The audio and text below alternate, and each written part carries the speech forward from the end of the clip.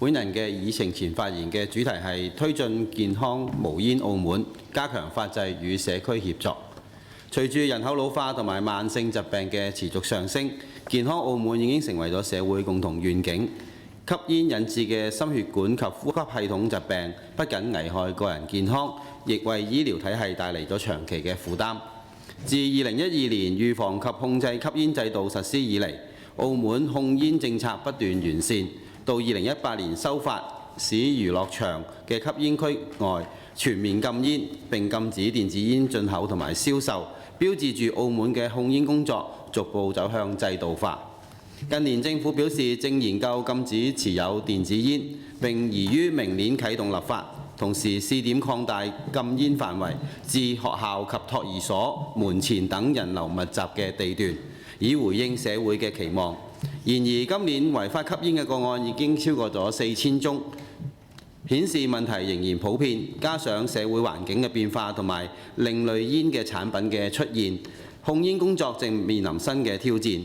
事實上，控煙不僅關乎於公共衛生，更關乎於城市嘅形象同埋國際嘅旅遊競爭力。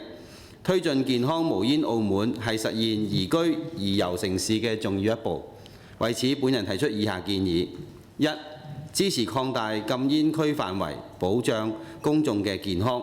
雖然政府將啟動立法擴大禁煙範圍，但係部分嘅公共場所嘅禁煙範圍仍然有灰色嘅地帶。例如有唔少嘅地方僅以禁煙線作為界線，沒有物理嘅阻隔或者擋板，導致有人喺線外吸煙，公眾仍然會受到二手煙嘅影響。故建議當局喺未來修訂控煙法嘅時候，可進一步參考鄰近地區同埋國際機場嘅做法，全面禁煙，並喺指定嘅區域裏面設立吸煙區，做好分隔帶，以加強保護公眾同埋兒童嘅健康。二、加強管制同埋禁煙區嘅執行力，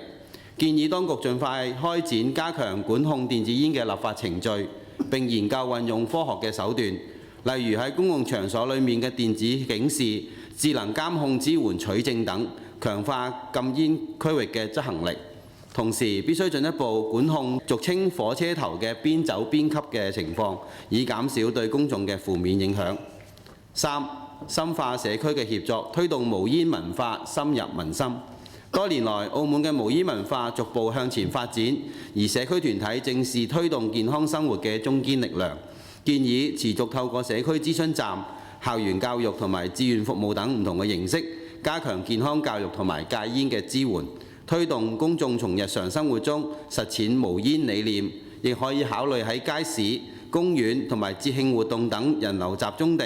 設立無煙示範區，同埋舉辦年度主題系列活動，以正向嘅方式引導全民參與健康嘅氛圍，讓無煙生活成為社會嘅共識同埋自覺，推動澳門邁向真正嘅無煙城市。多謝。